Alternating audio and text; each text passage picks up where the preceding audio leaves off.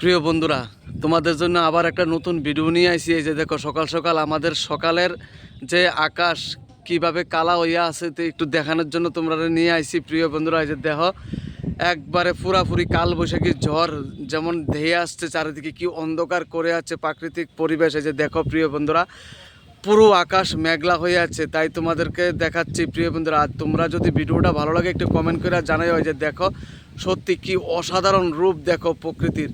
তাই আমিও চলে এসেছি তোমাদের জন্য ভিডিওটা করার জন্য। প্রিয় বন্ধুরা, এই যে দেখো চারিদিকে কি অন্ধকার করে আসছে।